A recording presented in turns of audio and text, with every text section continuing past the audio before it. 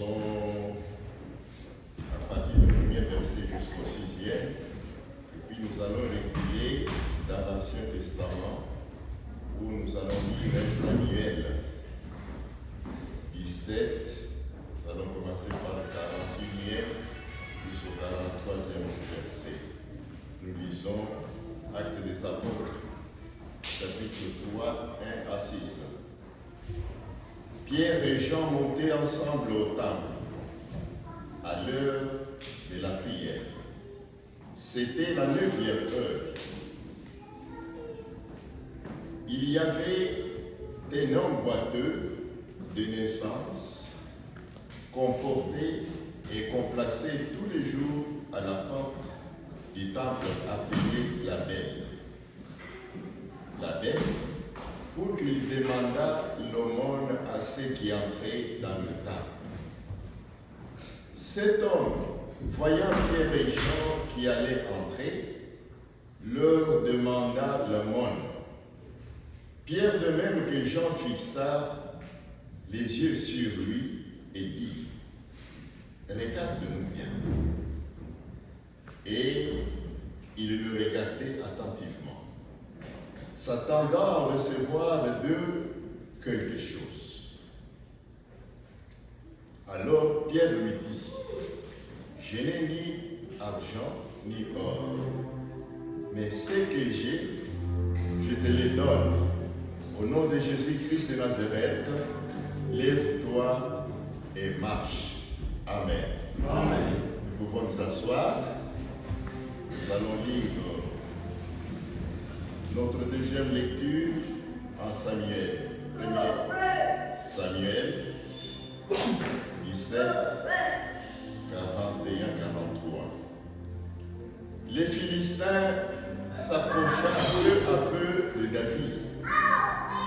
Et l'homme qui portait son bouclier marchait devant lui.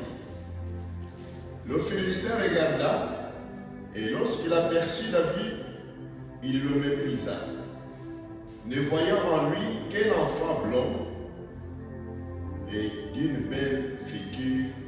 Amen. Amen. Amen. Vous me semblez être fatigué ce matin. Nous sommes déjà dans les après-midi. Alléluia. Amen. Je vous salue tous dans le nom glorieux de notre Seigneur Jésus-Christ. Nous avons été ici le dimanche et le Seigneur nous a gardés toute la semaine et nous nous retrouvons ici. C'est aussi une occasion de lui dire merci. C'est ainsi que nous l'avons adoré, nous l'avons loué, en guise de reconnaissance. Que le Seigneur bénisse toute cette assemblée pour cela. Nous avons commencé depuis, ça c'est le 3e dimanche, que les dirigeants de l'Église nous avaient donné un thème qu'on pouvait partager ensemble. On partait sur la maturité chrétienne. Le premier dimanche, on a vu les syndromes de l'apostasie. Nous avons dit que c'est une maladie qui ne peut pas permettre à un chrétien de grandir, de devenir mature, de développer. Un chrétien qui n'est pas mature, il est inutile devant les yeux du Seigneur. Nous avons vu ça ce dimanche-là. Et le dimanche passé, nous avons essayé de partager ensemble sur les caractéristiques d'un chrétien mature. C'était pour nous aider. L'objectif qu'on avait, c'était pour aider le peuple de Dieu de se reconnaître, de découvrir la maladie pour se soigner et puis essayer de grandir en Jésus, grandir dans la foi. Parmi tant d'autres caractéristiques que nous avons vues, nous avons parlé de prendre Dieu comme un tout pour soi. Un chrétien mature ne compte pas sur quelqu'un autre. Il ne compte que sur Dieu. Il ne compte que sur Jésus-Christ. Il ne voit que Jésus dans tout ce qu'il fait faire. Et quand il veut parler, nous avons dit qu'il est conduit par le Saint-Esprit. C'est le Saint-Esprit qui l'aide à voir des choses, qui l'aide à faire des choses, qui l'aide à commettre des réactions quelconques dans la société où il était. Voilà, en grosso modo, ce que nous avons dit les 3 dimanches passé. Aujourd'hui, nous allons encore partager dans le même ordre d'idées, mais cette fois-ci, pour ceux qui écrivent, nous avons choisi le thème « Regard du chrétien mature ». Le regard du chrétien mature. Là où nous avons lu, nous avons vu le texte que nous connaissons bien, que nous avons déjà lu, partagé avec les autres, que nous avons déjà entendu les autres partager. L'histoire là de Pierre et Jean qui est entré dans l'église, on peut appeler ça l'église comme aujourd'hui, dans le temple. Et devant ce temple, d'habitude, on amenait un monsieur paralytique de naissance, un boiteux, qu'on venait déposer devant la porte. Et ce mouvement était quotidien. Chaque jour, on devait transporter ce monsieur, le déposer là. Et le travail de ce monsieur était de demander l'aumône à tous ceux qui entraient dans l'église. Il y a encore des choses comme ça jusqu'aujourd'hui. Pierre et Jean, c'était leur tour d'entrer au temple. Ils ont trouvé ce monsieur-là parce que c'était son travail. On devait l'amener chaque jour et le ramener à la maison chaque jour, le matin, le soir. Et ce jour-là, Pierre et Jean sont venus, voulant entrer dans le temple. Comme le monsieur, on n'a pas donné son nom malheureusement, il demandait. Il les a vus. Il a demandé l'aumône, comme d'habitude. Peut-être il tendait la main, peut-être il murmurait quelques mots qui pouvaient activer à ce que son client lui donne quelque chose. Mais ce jour-là, malheureusement, Pierre et Jean, quand ils sont venus, ils demandent, voici la réaction de Pierre. Il lui dit, regardez-nous bien. Alléluia. Amen. Regardez-nous bien. Et la Bible dit que le monsieur, le paralytique, les regardait fixement. Et voici la réponse que Pierre lui donne. La réponse qu'il a donnée, c'était une réponse contraire à ce que ce monsieur attendait. Il lui dit, monsieur, nous on n'a pas de l'argent. Nous n'avons pas de l'or, mais nous avons quelque chose qu'on va vous donner. Au nom de Jésus-Christ de Nazareth, lève-toi et marche. Alléluia. C'était l'histoire qui termine là. Et le monsieur, au nom de Jésus, s'est mis debout. Dans la deuxième lecture, nous connaissons l'histoire. L'histoire où l'Israël était en guerre perpétuelle avec les Philistins. C'était le moment où il y avait des jours. On avait donné le principe de la guerre. Les Philistins ont dit aux Israélites, cherchez un héros chez vous. Un héros chez vous. Et nous allons amener notre héros. Ce sont les deux héros-là qui vont se battre. Si c'est vous les Israélites qui nous gagnez, c'est fini, nous devenons vos esclaves. Et ils ont fait sortir Goliath. On ne peut pas les décrire maintenant. D'après la Bible, c'était un géant, un costaud, un monsieur qui tout le monde avait peur. Et les Israélites, quand ils ont regardé, ils ont fait quoi? Ils ont regardé. Ils ont fixé le regard sur ce monsieur, géant qu'il était. Tous ont tremblé. Tous ont vu l'échec à travers la présence physique de ce monsieur. Mon frère, ma soeur, je voudrais dire au peuple de Dieu cet après-midi. Attention avec notre regard. Notre regard peut nous amener à des succès, comme notre regard peut nous amener aux défaites. Les enfants d'Israël, le fait de regarder Goliath, ils étaient déjà battus. Ils voyaient déjà leur défaite. Ils se sont montrés incapables de se mettre devant Goliath. Aujourd'hui, il y a les Goliaths dans nos vies. Alléluia. Il y a des Goliaths qui sont là. Mais pour un chrétien qui a le regard simple,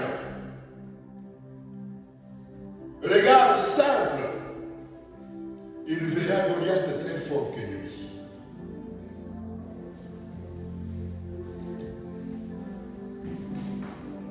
Pierre lui dit, nous n'avons pas d'argent, nous n'avons pas de l'or, et voici ce que nous avons. Au nom de Jésus-Christ de Nazareth, mets-toi debout, marche. Ce monsieur, le paralytique, avait toujours le regard simple. Un chrétien non mature a la manière de regarder les choses d'une manière simpliste, a la manière de voir des choses toujours beaucoup plus extraordinaires, mais limitées. Un regard simple ne peut pas voir au-delà de l'endemain. Alléluia. Il ne peut pas voir au-delà de l'endemain. Vous savez que le regard, mon frère, ma soeur, en tant que chrétien, en tant que racheté par le sang de Dieu, vous avez bien le regard. Vous avez le regard simple, ou bien vous avez le regard qui était en Pierre et Jean. Pierre et Jean, lorsqu'ils ont regardé ce monsieur, ils ont trouvé la base de son problème. Son problème, ce n'était pas le manque d'argent. Quel était le problème de ce monsieur? Il ne pouvait pas se déplacer seul. Il ne pouvait pas marcher. Il ne pouvait pas travailler. Il était bloqué par l'handicap. Et Pierre a vu le regard. Il a manifesté le regard croisé. Ce qu'on appelle le regard croisé. Ça veut dire quoi le regard croisé? C'est le regard d'où les fondements sont dans le Saint-Esprit. Ce sont les regards où le Saint-Esprit guide quelqu'un.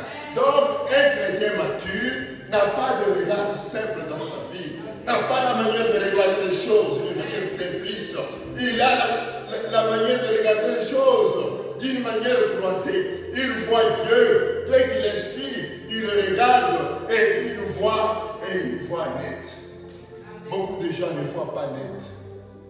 Alléluia. Un chrétien mature voit au-delà. Un regard simple n'est pas de l'enfant de Dieu, comme celui de cet homme. Son handicap est resté depuis très longtemps. On lui donnait de l'argent. Beaucoup ou peu importe. On ne sait pas combien d'années il a fait là. Mais il était toujours là. Il était condamné. Un regard simpliste ne libère pas. Alléluia. Amen. Un regard simple ne libère pas. Quel est le regard que vous avez, mon frère, ma soeur, pour toute la situation que vous traversez, pour tout ce que vous avez comme projet, vous avez quel regard? Vous avez quel regard? Un enfant de Dieu doit voir loin et bien voir. Il y a quelqu'un qui peut voir, mais qui ne peut pas bien voir, n'est-ce pas? Alléluia. Un enfant de Dieu doit voir de loin. Dans la deuxième lecture que nous avons lue, nous avons vu les pressions extérieures. Les grands frères de David étaient là. D'ailleurs, David était envoyé par leur père pour qu'il aille donner à manger à ses grands frères qui attendaient quand le matin, les géants sortaient, insultaient Dieu, insultaient le peuple d'Israël, et personne ne le regardait d'une manière simple. il le voyait géant, il le voyait grand, il le voyait fort. Et pourtant, il n'avait pas Dieu en lui. Alléluia. Toute personne qui n'a pas Christ en lui, quelle que soit son apparence, même s'il pèse 200 kilos comme vous ici en Amérique, vous pesez plus de 200 kilos. Même s'il pèse 200 kilos, moi qui pèse peut-être 60, 70, je suis plus fort que lui. Vous m'entendez? Amen. Aïe, aïe, aïe, aïe, alléluia. Amen. Et quand je le regarde, moi, je le vois seulement l'épave. Il n'est pas fort, il n'a pas de puissance. C'est ça, le regard d'un enfant de Dieu. Un chrétien mature, voilà la manière qu'il doit voir. Et David, quand il est venu, d'abord, il regarde le monsieur qui insulte le peuple de Dieu, qui insulte leur Dieu, qui demande qui est plus fort parmi vous, qui est le premier à venir. Tout le monde reculé. Comment vous regardez ce qui vous arrive, mon frère, ma soeur, comme des difficultés qui vous freinent la vie, comme des situations compliquées. Derrière le regard, vous regardez cette situation-là. Si vous le regardez avec un regard simple, vous allez échouer. Mais je vous demande, s'il vous plaît, de regarder ce problème-là avec un regard croisé. Demandez au Saint-Esprit ce problème, cette difficulté. Et cela ne peut arriver à quelqu'un que s'il est assis dans la prière. Nous avons dit le dimanche passé qu'un chrétien mature est celui qui a cultivé l'ambiance de la prière dans sa vie. Malheureusement, les chrétiens n'aiment pas prier.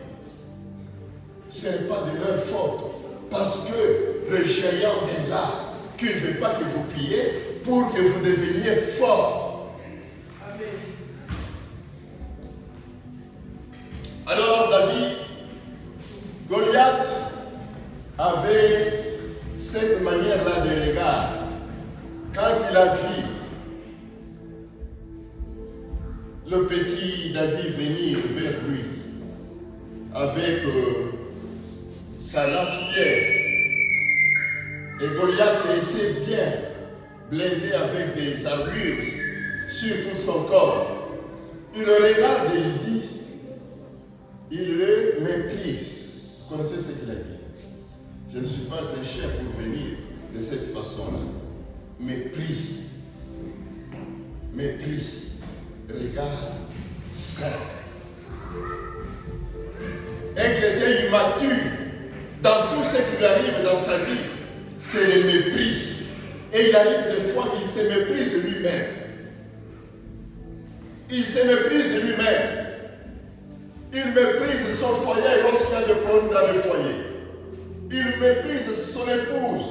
Il méprise son époux, ses enfants, ses parents, parce qu'il a regardé ces problèmes-là d'une manière simple. Non, s'il vous plaît, je vous prie, apprenez à regarder tout problème qui vous arrive avec un regard croisé. Alléluia. Amen. Avec un regard croisé. Et il a vu seulement ce monsieur-là qui venait, un petit garçon, beau, blanc, et c'est tout. Il s'arrête là. Un regard léger, un regard simple, n'a pas de discernement. Amen. Amen. N'a pas de discernement.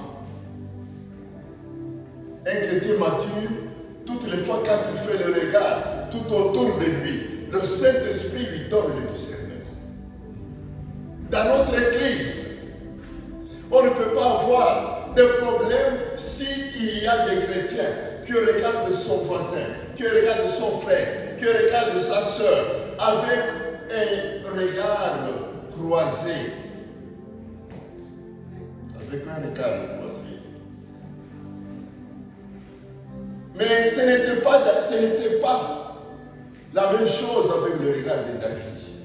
Alléluia. Amen. Au verset 34, qu'est-ce qu'il dit? Non, au verset 45, David dit ceci. Tu marches contre moi avec l'épée, la lance et le javelot. Et moi, je marche contre toi au nom de l'Éternel des armées. Alléluia. Amen. Moi, je marche contre toi au nom de l'Éternel des armées. Je vous prierai, mon frère, ma soeur, pour ce Goliath qui est là. Je ne le connais pas dans votre vie. Quel est le Goliath? Peut-être c'est manque de capacité de supporter les autres. C'est un grand Goliath. L'objectif, c'est pour vous amener à l'enfer. Si vous ne supportez pas les autres, vous allez cultiver la haine. Vous allez cultiver la rivalité. Vous allez cultiver la jalousie. C'est un grand Goliath. Je ne connais pas les noms de votre Goliath. Sois David devant ces Goliaths-là. Attaque ces Goliaths au nom de Jésus-Christ. Laisse que Jésus te donne un regard croisé pour ces problèmes-là. Et vous allez voir que vous allez vous en sortir. Et ça, c'est réservé aux chrétiens matures. Aux chrétiens matures sont ceux-là qui appliquent ce que nous avons vu le dimanche passé. Alléluia. Ce que nous avons vu le dimanche passé, c'était très important. C'est l'application de ce que nous avons vu le dimanche passé que nous voulons voir.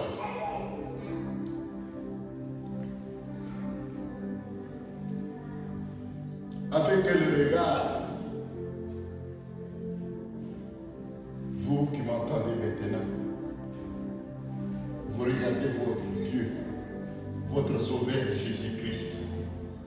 Nous avons dit qu'un chrétien mature, il fait tout pour Jésus. Amen. Amen. Tout est pour Jésus. Avec quel regard vous regardez Jésus-Christ? Avec un regard simple. Non, il était né à Nazareth. Il a grandi là-bas, à Galilée. Il a fait ceci. Il a été accusé. Il a été condamné. Il a été tué. On l'a enterré le 3e jour. Il est ressuscité.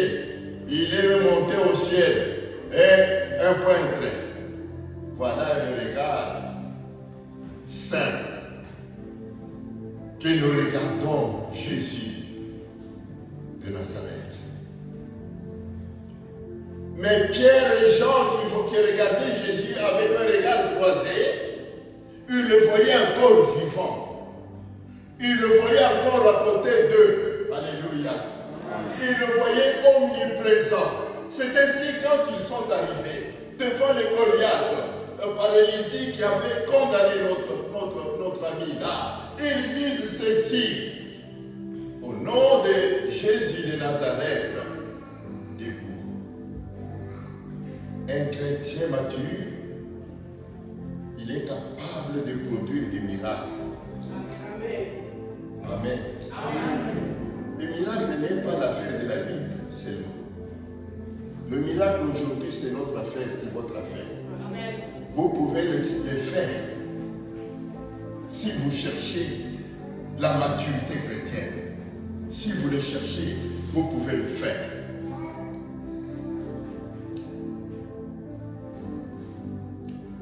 Vous savez, les pharisiens, ils avaient ce regard-là, un regard simple. Un chrétien qui a le regard simple, il peut déformer même la vérité. Amen. Les pharisiens voyant Jésus en train de faire des miracles, ils étaient étonnés de ce miracle-là. Mais vous savez qu'est-ce qu'ils ont dit? Ah, tout ce qu'il fait là, il le fait avec la force de Belzéboul. Alléluia. Un regard simple, on ne peut pas découvrir réellement la vérité. Mon frère, ma soeur, ça c'est réservé seulement à un chrétien qui cherche la maturité. Cherchez la maturité. Grandissez dans la foi.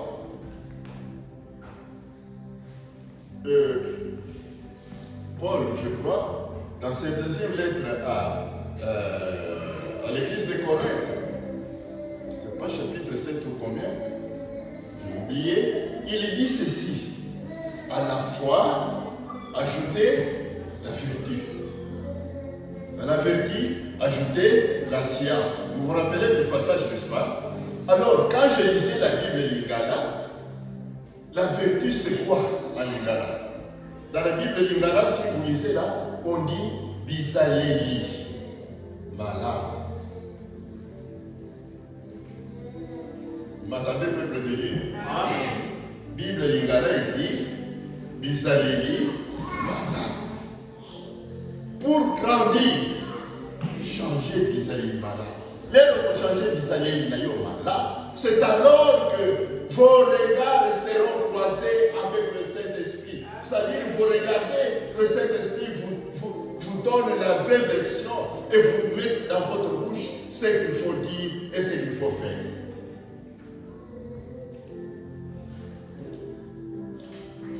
Que le Seigneur nous aide à la manière de voir et de comprendre les actions de Jésus-Christ. Celui qui voit bien Dieu avance dans l'œuvre de Dieu. Autrement dit, celui qui comprend bien qui est Jésus, pour lui,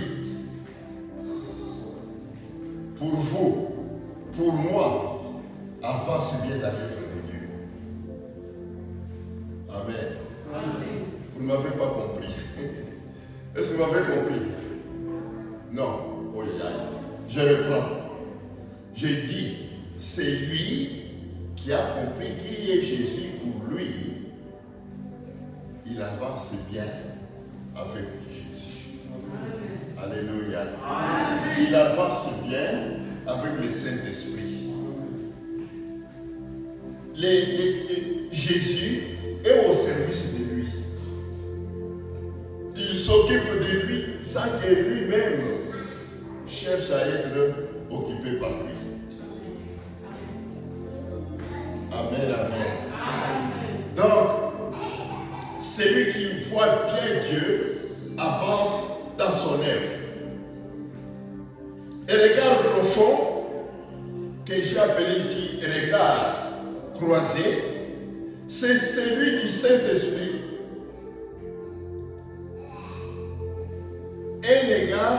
Un regard qui discerne. Nous avons des problèmes dans nos églises. C'est on a dit, on m'a dit, on m'a raconté. Celui-là a dit. Alléluia. Amen. C'est ça le langage des chrétiens immatures. Un chrétien immature, c'est un chrétien qui reste sur la bifurcation jusqu'à présent. Jusqu'à présent. Il n'a pas encore emprunté la droite. Mais la gauche est là, il attend. Quand il emprunte la gauche, c'est pour aller vers l'enfer. Un chrétien immature. Je voulais aussi rappeler au peuple de Dieu que pour devenir mature, ce n'est pas le fait d'avoir fait beaucoup d'années dans une église ou bien dans la foi. Amen. Amen. Non, ce n'est pas ça. Parce qu'il y a des gens qui racontent. C'est nous qui avons fait cette église. C'est nous, surtout là chez nous. C'est nous qui avons commencé cette église. D'ailleurs, avant qu'on construise, nous, on a transporté des sacs de ciment. Là, c'est chez nous. Vous allez dire quoi? Vous êtes dans cette église seulement, mais d'ailleurs, vous avez trouvé l'église. Quand nous avons commencé, on n'avait pas des instruments. Ça, c'est chez nous, ce n'est pas ici chez vous. On n'avait même pas des instruments, on avait et des trucs comme ça, et c'était fini. Aujourd'hui, vous venez, vous avez des instruments et vous voulez parler. Est-ce que toi... Non, immaturité. Même si vous avez fait 5 ans, vous avez fait 10 ans, si sur le plan spirituel, vous n'avez pas grandi, vous êtes immature, vous êtes bébé spirituel, vous ne verrez pas Christ. Cherchez à grandir. Cherchez à grandir. Lorsque vous allez chercher à grandir, c'est ça que j'ai dit. Vous commencez à étudier qui est Jésus. Mon frère, apprenez à connaître qui est Jésus pour vous. C'est ça où il y a des problèmes. Ce regard est le fruit de la vie d'intimité avec Dieu. Si vous n'avez pas la vie d'intimité avec Dieu, nous avons vu ça le dimanche passé. Jamais vous allez produire le regard croisé. Non. Cherchez à avoir la vie d'intimité. Qui est votre intime? Qui est votre intime? Mais vous pouvez dire mon intime, c'est mon mari, c'est ma femme.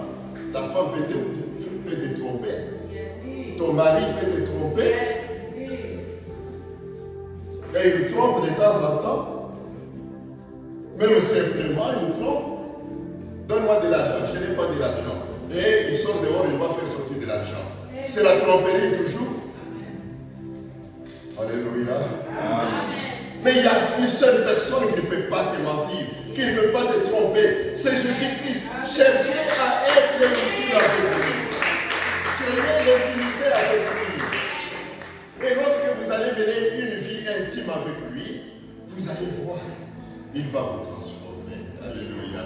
Amen. Il va vous transformer. Amen. Rien ne résistera devant toi. Amen. Votre regard, lorsque vous allez regarder Goliath là-bas au-devant de toi, vous allez le voir qu'il est épars, des sorciers. Ils peuvent s'associer, venir très nombreux pour faire n'importe quoi.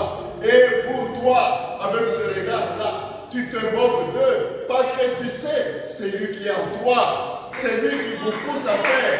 Il a la force suprême pour gagner et pour faire du travail.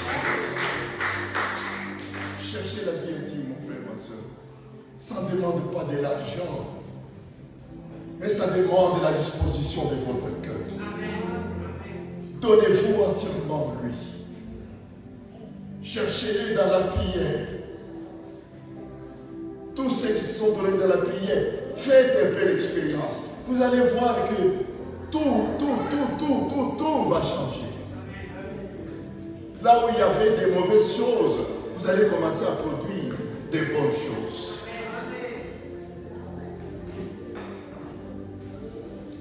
Vous savez, alléluia, le Seigneur est fort. Le Seigneur transforme. C'est là où j'ai compris que c'est lui seul qui a le pouvoir de transformer quelqu'un. Nous, on peut parler, mais rien ne peut changer. Supposons que votre femme est menteuse. Il y en a des femmes qui mentent, n'est-ce pas? Oui. Alléluia. Et qu'est-ce que vous allez dire? Écoute, je n'ai pas de mensonge dans ma maison. Il ne doit pas mentir. Est-ce qu'il va cesser? Au contraire, il va chercher des formules beaucoup compliquées pour que vous ne découvriez pas. Mais quand cette femme-là se donne, et les hommes aussi, les menteurs sont plus nombreux que les femmes, quand il va se donner à la prière, la force qui a mené à mentir sera détruite et la bonne force, la bonne sémence va entrer en vous et le mensonge va finir. Alléluia. Amen. Moi, je ne pensais aucun jour que je vais laisser la vie de boîte. Moi. Dans notre jeunesse, comme on a grandi dans des luxes à ce temps-là, à Kalina et Kinshasa, nous avons grandi dans les luxes et on avait tout ce qu'il fallait. Notre vie était dans les boîtes de nuit.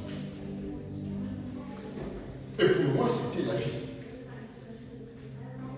Mais maintenant, quand je vois les gens aller dans des boîtes, je les regarde comme des cochons.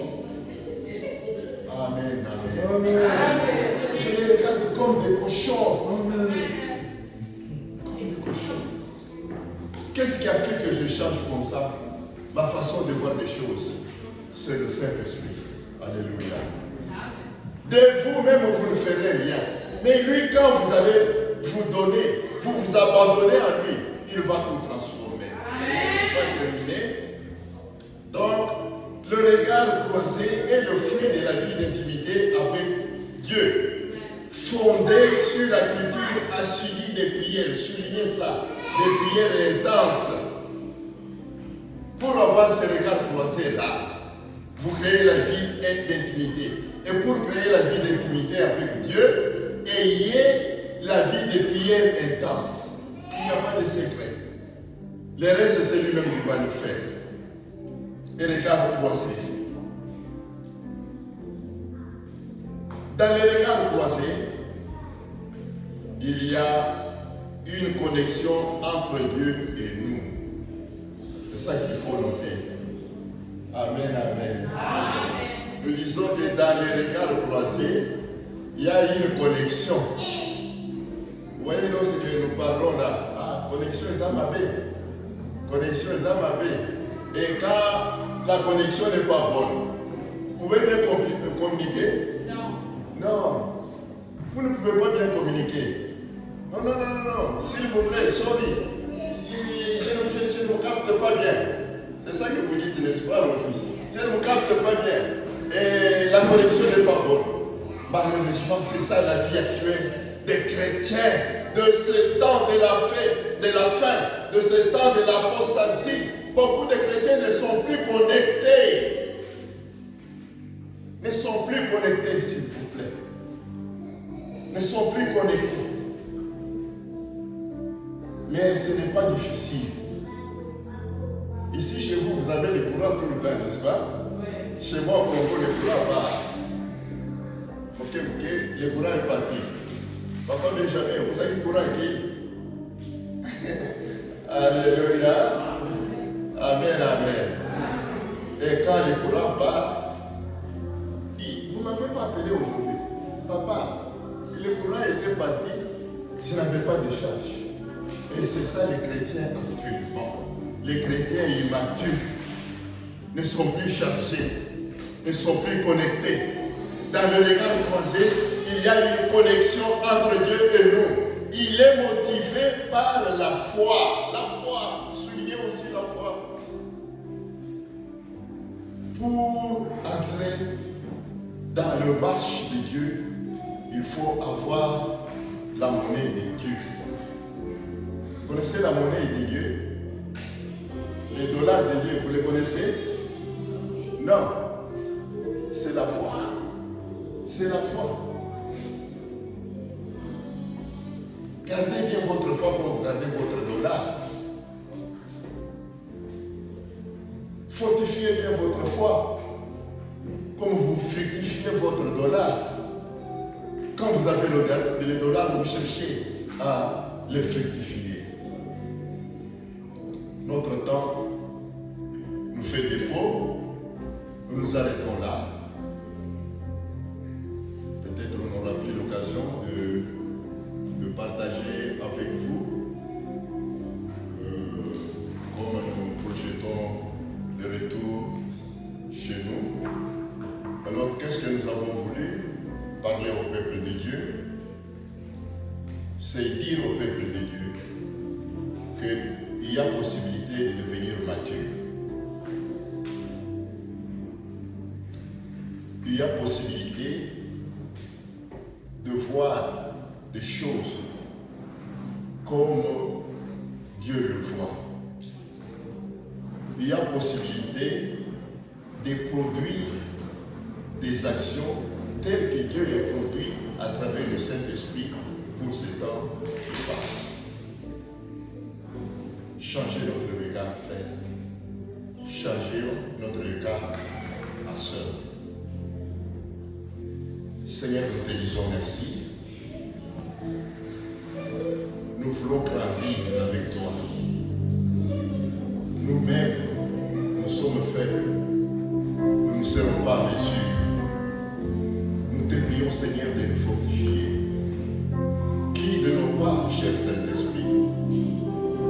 Prends nos esprits en charge. Prends nos cœurs en charge. Prends nos pensées en charge, cher Saint-Esprit. Apprends-nous à aimer Christ. Nous avons besoin de toi.